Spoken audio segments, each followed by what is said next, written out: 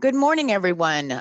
Today is Wednesday, and it is the 12th of January. And we are having our contracts to closings webinar today.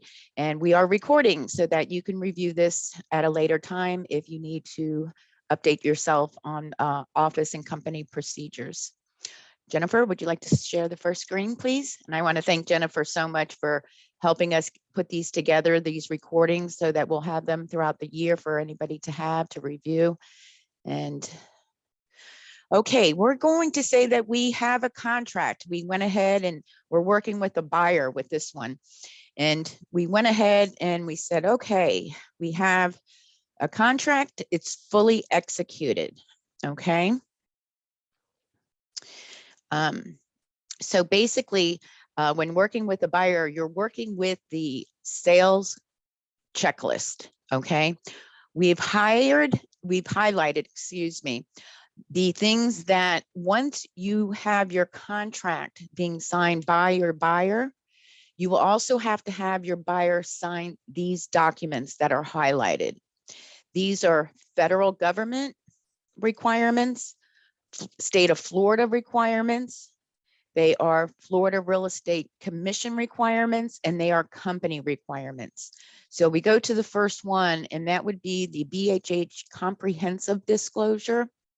And this disclosure is basically everything per law that we have to disclose to our buyers.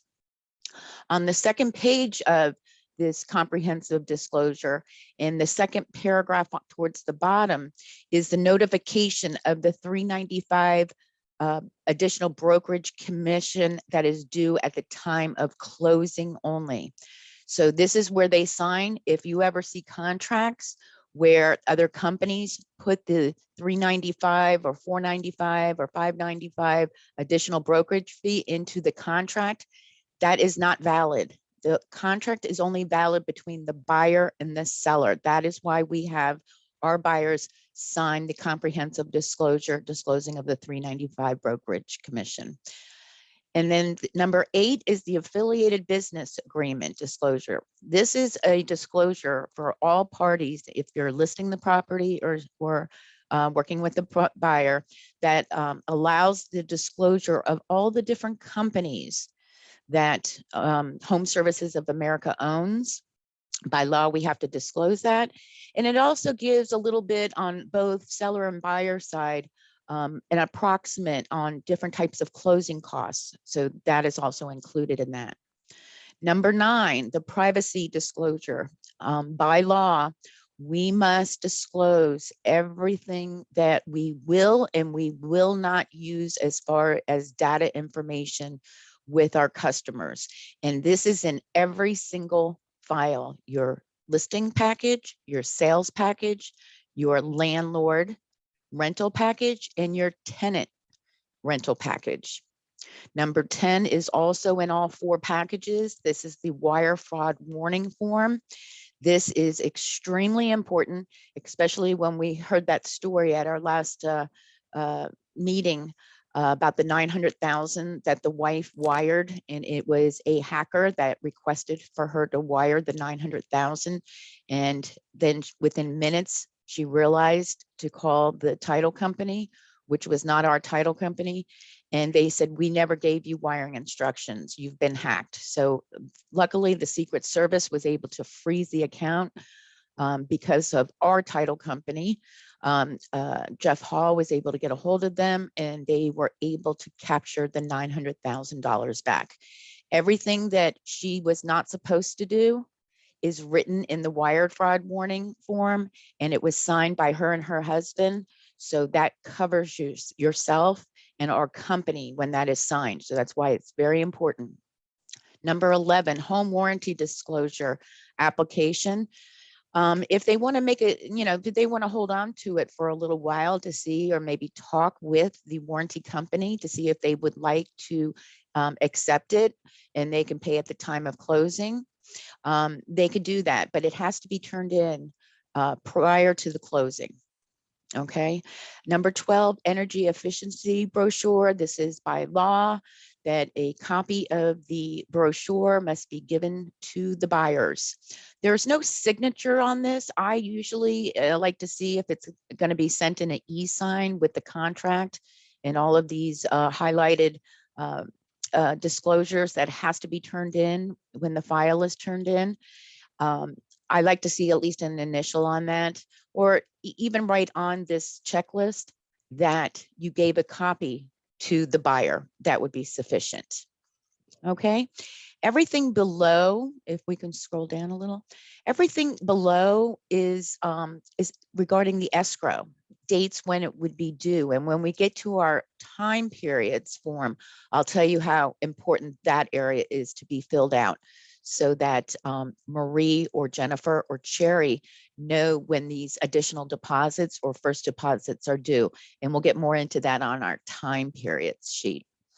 Down below is required when applicable. Okay, if these are things that are somehow linked to the buyer, the seller, or what type of property it is. If it's older than 1978, the lead paint disclosure would be in there. If it's a CDD, a community development disclosure about additional taxes that community has to pay, this should be added as well. If it's a new home construction, then you would need these, the registration form, which is extremely important. That's the first thing you get in your hand when you walk into that new home construction. That way you are identified as the buyer's agent and us as the brokerage. And then because it's a new home construction contract, and basically all of the other paperwork that does have to be signed by this buyer, even if it's new construction, is also highlighted.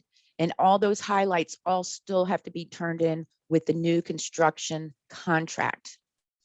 If there's a power of attorney, we would need to have a copy of that, and the receipt of the condo docs if they're available.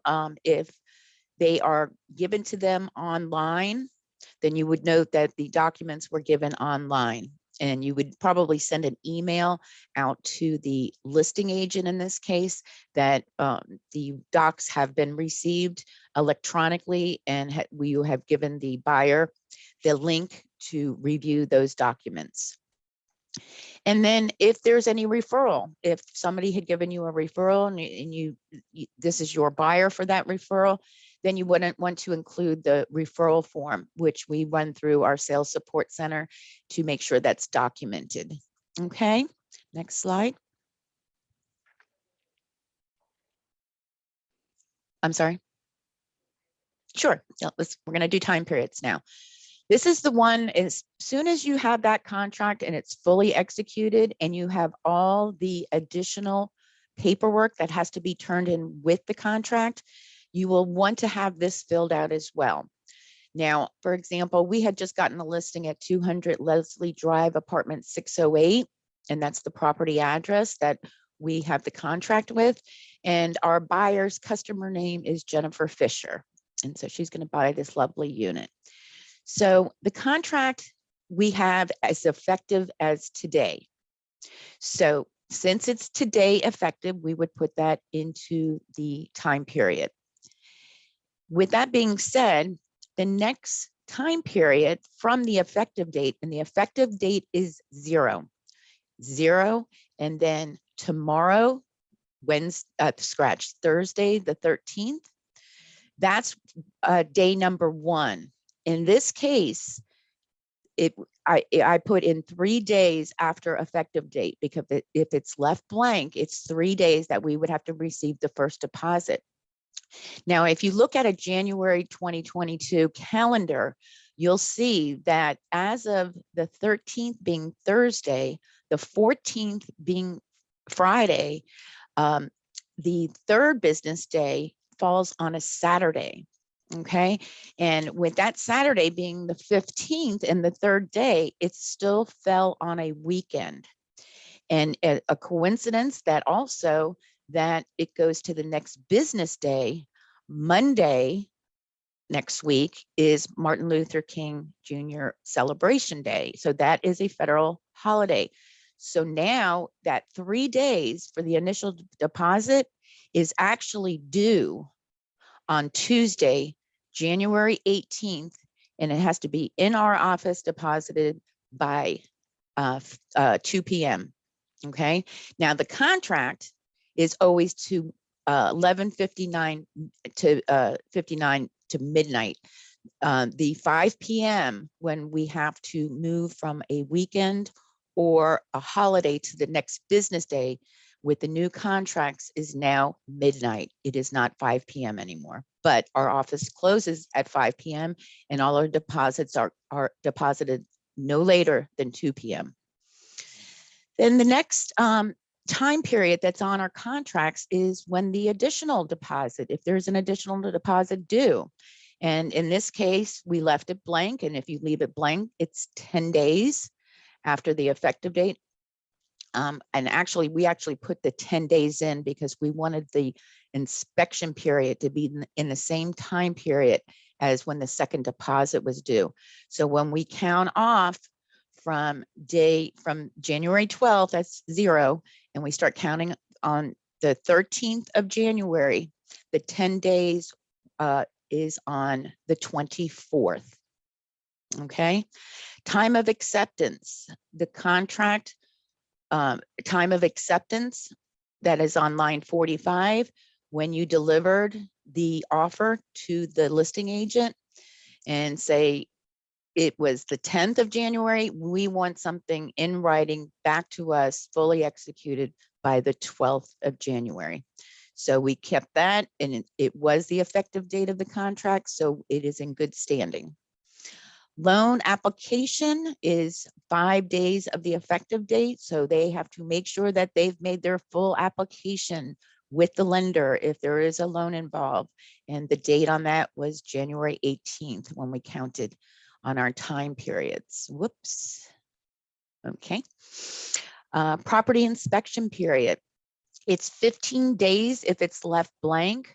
But like I said, on that second deposit, I wanted to make sure that the property inspection was the same date. So I had put 10 days after effective date. So that would be, again, January 24th, 2022, the same as the additional deposit. Loan approval, that is 30 days of the effective date. And you would count that out and place that in. And that would be February 11th. Title evidence is 15 days prior to closing if you are taking out a loan. And don't worry about that but the insurance probably you would want to have that done even way prior than that. It's just this is just what the contract reads. So title evidence would be handled by the title company, but the insurance of the property has to be handled by the buyer. And you should probably get that started immediately. And even when you get the contract of the property, you should be in touch with their insurance company so they have a view of this property to make sure it is insurable. Very important. And then the last is the closing date so that everybody's aware of all the time periods, and that coordinates Marie and Cherry to put in their calendars all these time periods to keep all of us very well organized. Okay, next slide, please. I think we were going to talk about the escrow as well for this. No, we're going to do a separate one with escrow. Okay. Okay, but we can, yeah, let's go to the listing checklist. Sure.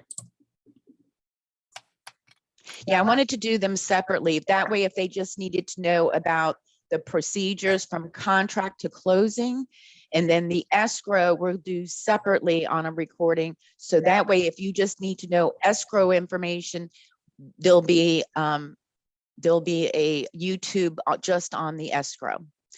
So same as the seller's the sales checklist, which is with the buyer, there's the listing checklist that you'll be filling out when you have signed the agreement with the owner of the property. Now, once again, I've highlighted all of the things that must be accompanied with the fully executed agreement. And with the fully executed agreement, my brokerage initial, if you'd like to e-sign it to me first, I can initial where the arbitration.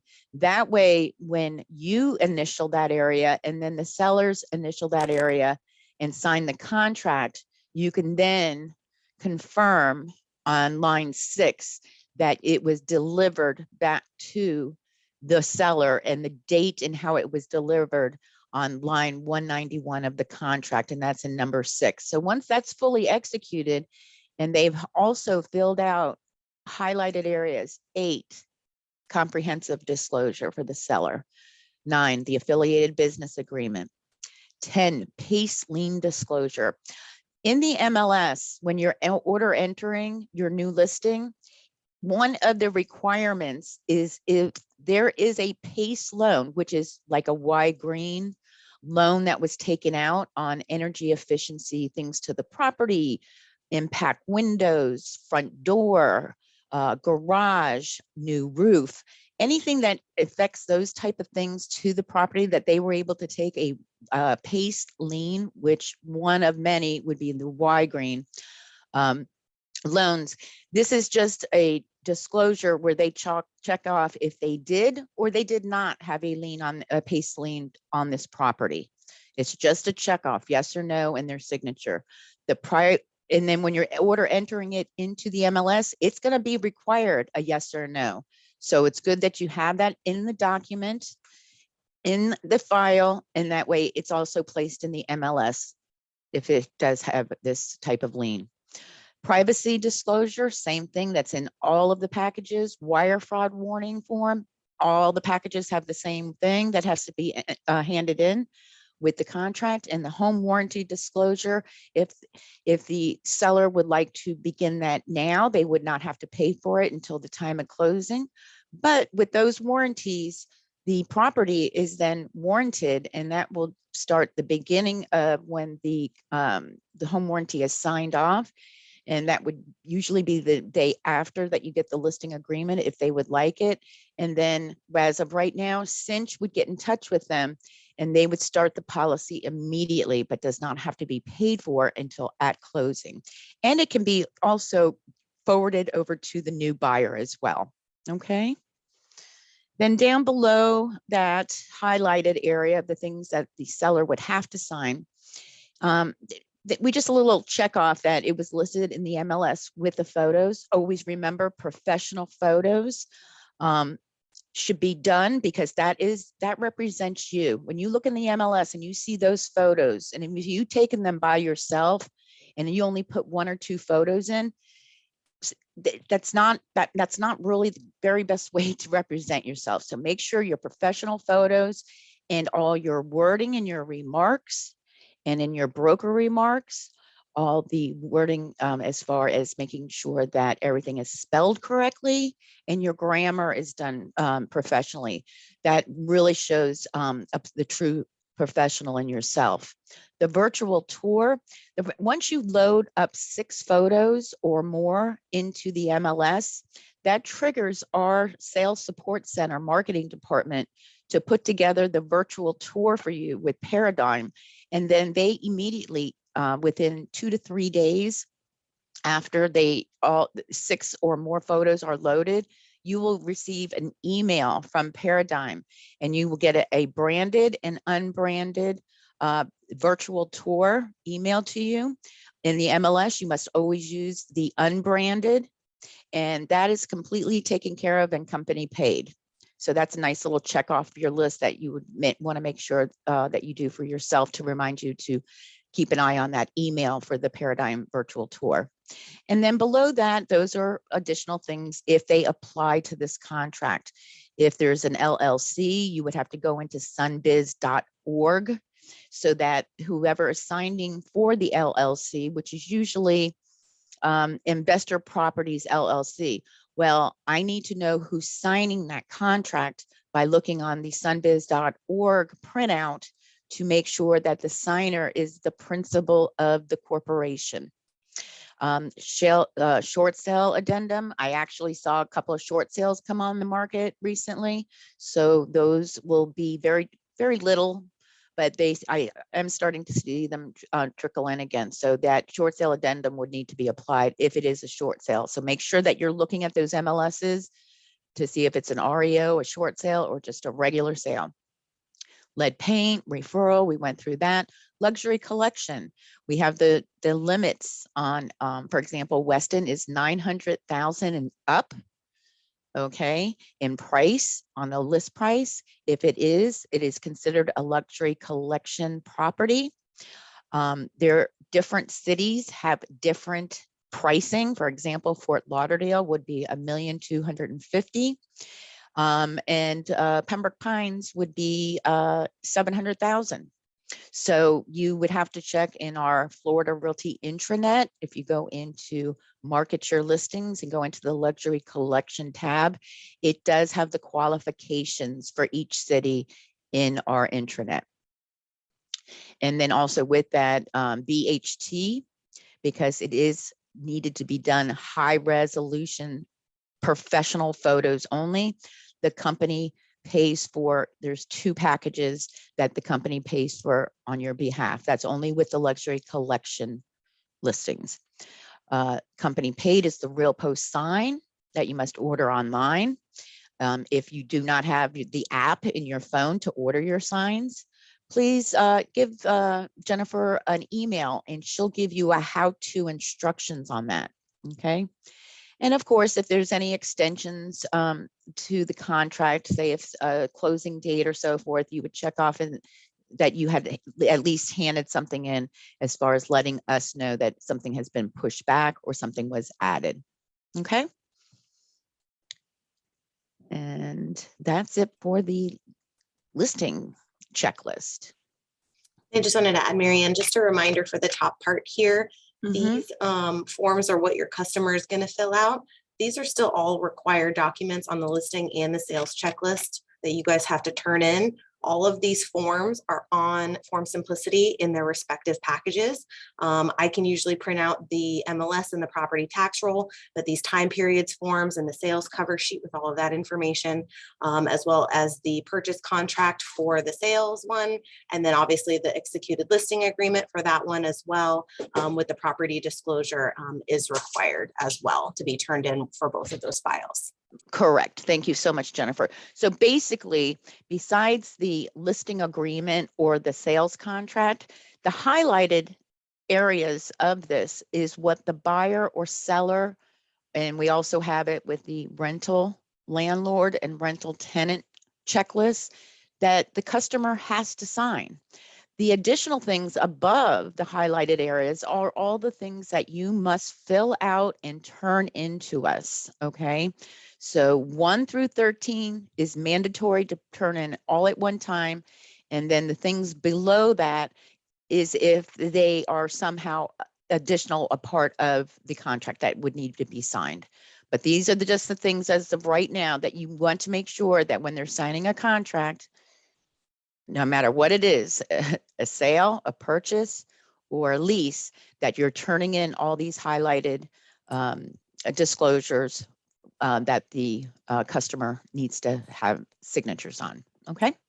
And these are, again, all fillable PDFs in Form Simplicity. And if you have any issues, let me know. Okay, perfect. Okay, I think that's going to end today's meeting today, and we will keep you posted on future live webinars, and we will get through these 8 recordings, and then when anything changes, anything at all ever changes, we will do new videos to get everybody updated, and we will make sure that everybody gets online with these videos. That way they're aware of any changes that have come in any paperwork. Okay. Well, thank you guys and have a wonderful day.